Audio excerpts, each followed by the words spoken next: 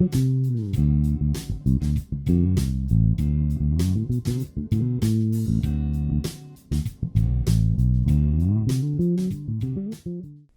guys, this is Dan from onlinebasscourses.com. In this video I just wanted to show you a few patterns that you can use over an R&B groove. Now you can use this in your fills, your solos or your bass lines, and this is old school rhythm and blues, not modern R&B, but the genre is quite a wide one. You can use these ideas in funk as well, and blues and all kinds of things really. So the backing track and PDF can be downloaded via the link below, so make sure you do that to really memorize these patterns. In the intro I was just kind of improvising a few little lines, and it's all centered around D7.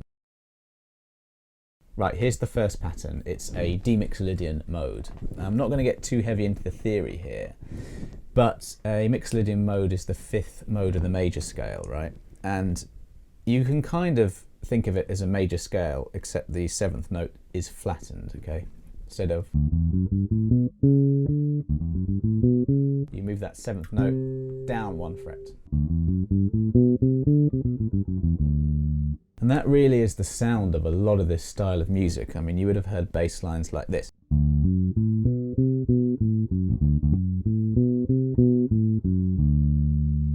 So you have the scale, and in the circles there you've got the arpeggio.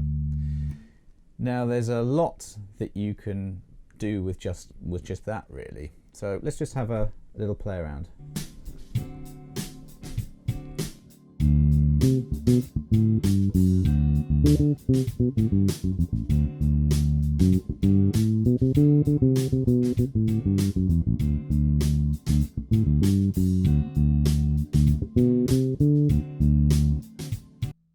Now I was being a bit busy there. I was just kind of practicing really. I just want to practice so I can really connect the shapes up with the sound it's making. Okay, it's really important to connect patterns and shapes on the bass to your ear training as well.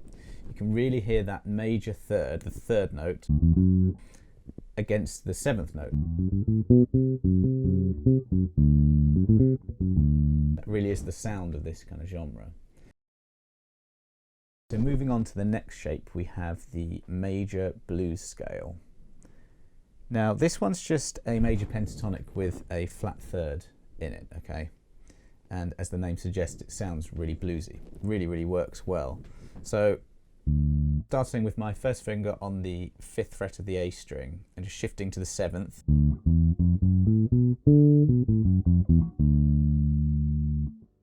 And just playing around without the backing track, you know.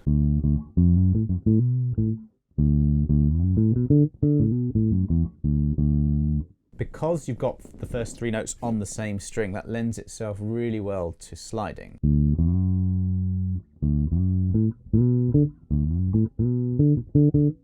In a way that wouldn't be so easy if you did the major pentatonic with this pattern, where you've got 5th fret, 7th fret on the A string, 4th, 7th and 4th, 7th on the D and G strings. It's not as easy to do that. Also, you get that blues note between fret 7 and 9, between the 2nd and 3rd notes of the scale, so it's just really accessible, okay? Kind of things that you can do with this, well, you could do a bass line.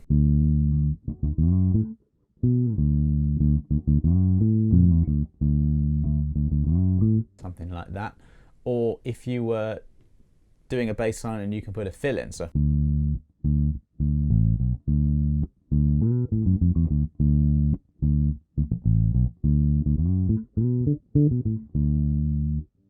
Or obviously solos, you can kind of learn the pattern in a few other places. So what could we do here?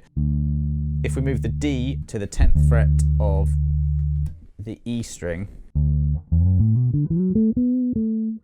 Now let me just show you what I did there, because that's a pretty cool thing about this, is that if you take the first 6 notes of the scale, like we have here, and move that exact pattern to the 10th fret of the E string, you can just repeat that exact same pattern that I started on the 10th fret. Just start that first note on the 10th fret up the octave, so the 12th fret of the D string. Do exactly the same pattern, and you can kind of get a lot more of an extension to the fretboard doing that.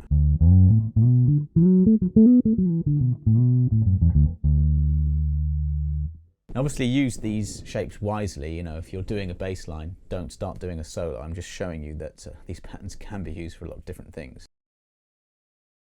So this is the weird thing really, is that the D7 arpeggio and chord is composed of a major third with that minor seventh. That's what gives it that really cool sound. Now, we just did a major blues scale, but a minor blues scale, or just a blues scale as it's kind of commonly known, that works equally well over this. It's a bizarre kind of thing. How can major and minor work at the same time? I don't know, it just does, okay? If you listen to loads of this style of music, it just works. And you probably know the minor pentatonic. Just going from the D, it would be the 5th fret, 8th fret, 5th, 7th, 5th, 7th of the D and G as well, like this.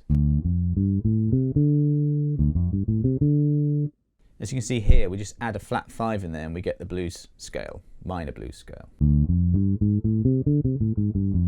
It really is the sound of blues, isn't it? And here's just another shape which gives you a few more options.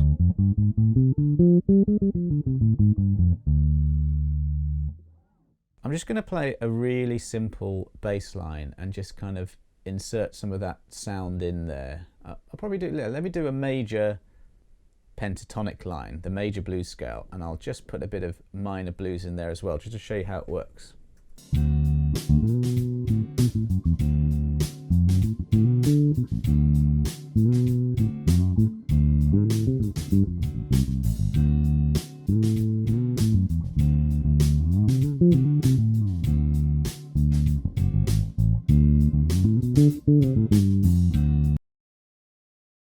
Okay, here's a really cool pattern to use, especially just for good old solid bass lines here. So we have a root, 5th, minor 7th, or flat 7th, and octave.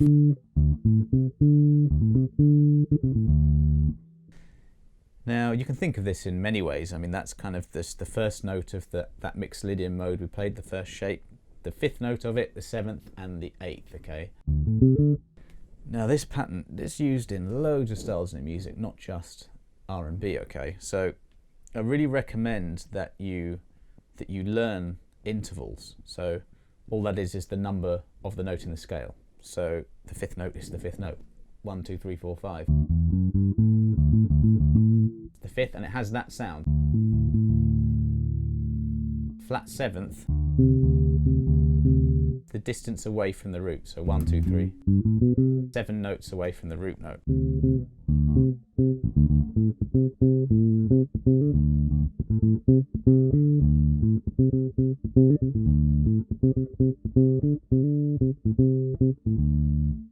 I mean, it's only 3 different notes, but you can do so much with that one.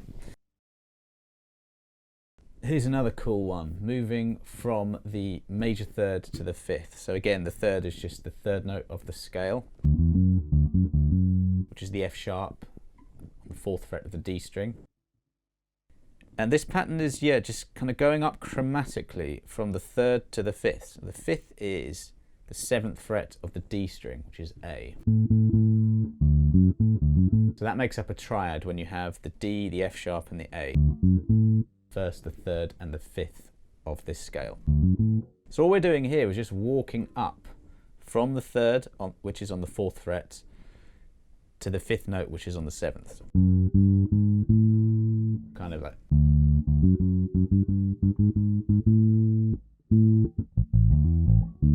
And this is it down the octave, same notes.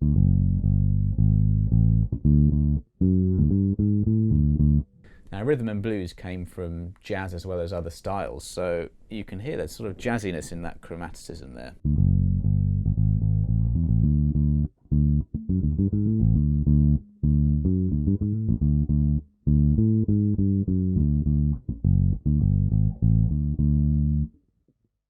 The same pattern an octave away on the bass is always a great thing to do. Like that, you've got the third to the fifth. And here I'm just putting that third down the octave.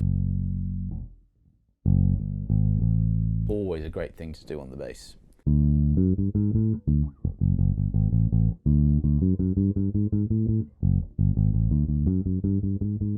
I'm kind of just making all of these examples up as I go, and I kind of urge you just to, at first, look at the PDF, download the PDF, memorize the patterns, try and really work out, well, that's a third, that's a fifth. I do think that's a good habit to get into. And then you want to kind of make these ideas your own. I've spent many, many years listening to these kinds of bass lines.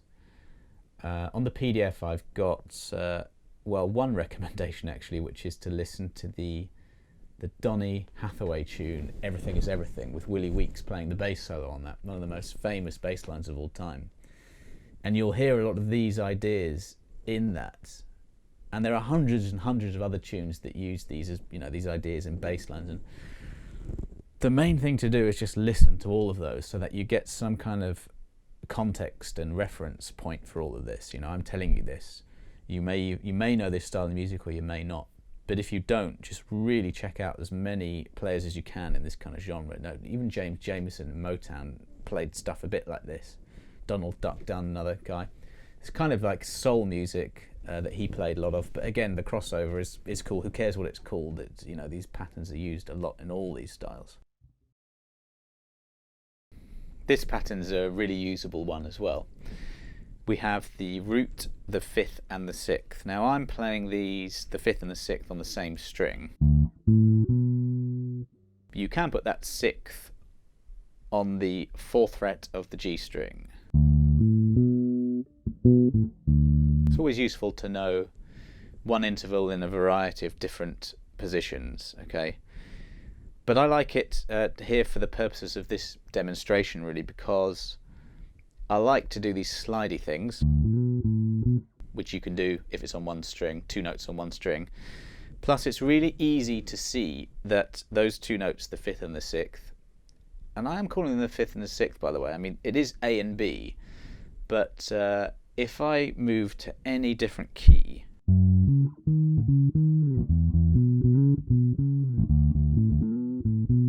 position of the notes relative to the root are always going to be the same. And it will always be the fifth and the major sixth in this case. So I think it's a good thing to do to know the interval, but you should know the note names as well. So this is the pattern. And those two notes, the fifth and the sixth down the octave, are there. Let me just mess around with a few bass lines here. So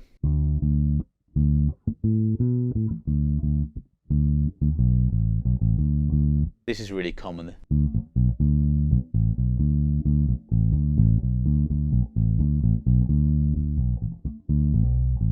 Always know where your intervals are. There's a fifth if you go two frets this way and one string that way. And that fifth down the octave is if you're on the A string or the D string or the G string, the fifth is the same fret, just dropping this way one string.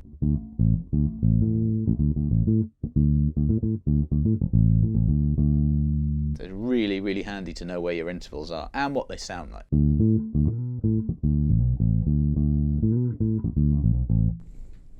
Now the next pattern is exactly the same, but we'll just add in the flat seventh, that minor seventh, okay? So exactly the same. There's that note. Same thing as before when we have that down the octave as well.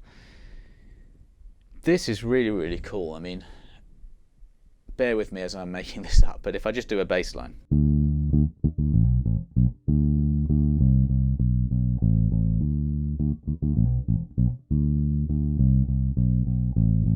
Now using that that flat seventh against that major sixth just sounds really cool.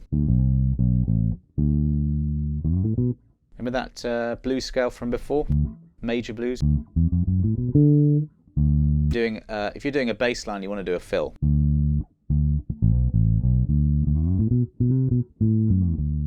So just kind of, I went. sliding up that major blues scale, so from the 5th fret, slide from the 7th to the 9th,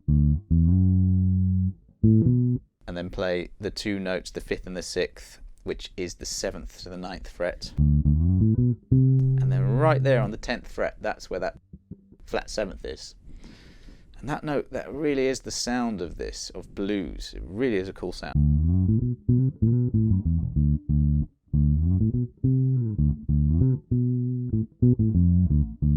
Just there I did the flat 7th, so fret 10 to 9, and landed on that minor 3rd, you know, that minor pentatonic scale we had earlier, the blues scale.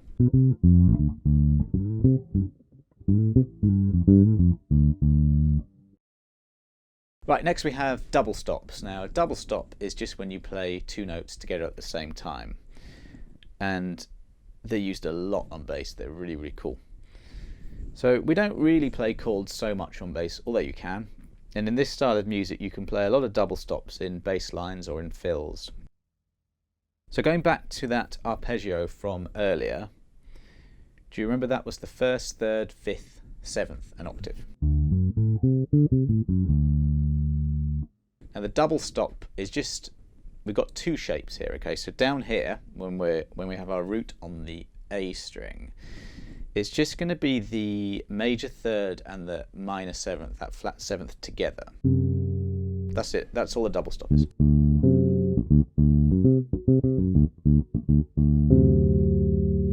Now you can even play that up the octave, okay? So that'll be right up here. 12, 13, 14, 15, 16 and 17, fret 16 and 17 of the D and G strings.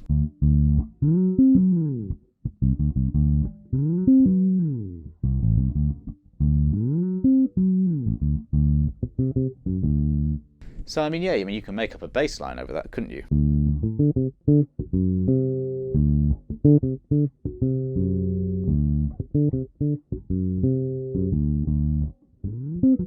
Or a fill like that. Now the next pattern is where we have our root on the 10th fret of the E string. So this time the double stop is comprised of the flat 7, fret 10 D string, and the 10th, which is really that 3rd up the octave, okay? So you could be at the 5th fret, you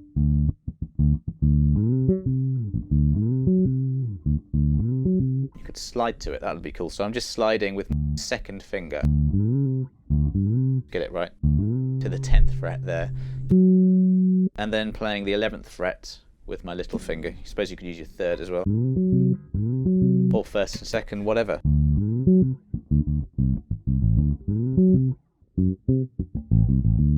Yeah, double stops are great.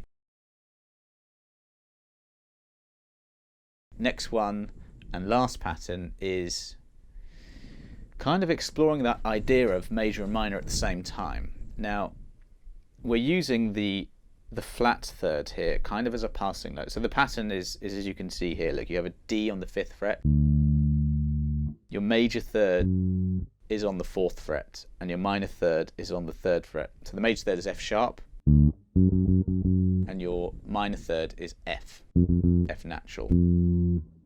Now against the major 3rd there, that F, the minor 3rd, sounds a little bit wrong. Very wrong, really. So you want to kind of use this as a passing note, so you can do this. So I'm landing on the major 3rd and not the other way around. You can, I mean, music is a lot about tension and release. It may be a bit too much if you land on the minor 3rd, but it's kind of up to you. But a lot of the time you'll hear minor 3rd to major 3rd. And that's just it up the octave, starting on the 12th fret of the D string. So there you have it, a few really, really usable patterns that you can make up bass lines, fills and solos over. I'm just going to finish by playing a few of these ideas over just this D7 groove. Don't forget to subscribe if you like this video, and comment and let me know if you want any other videos a little like this. But also download the PDF and the backing track, and I think the backing track goes on for about 5 minutes. So, you know, just start by playing the patterns, getting used to the notes where they are, and really try and remember what they are. Major third, that's a flat seventh. Really get your ear in tune with the sounds they create. Okay, and this doesn't have to be restricted to old school R&B, like I said, but it is that style, that sort of bluesy, funky style, this works best over. So hope you enjoyed the video, and let me play out with a few little lines now.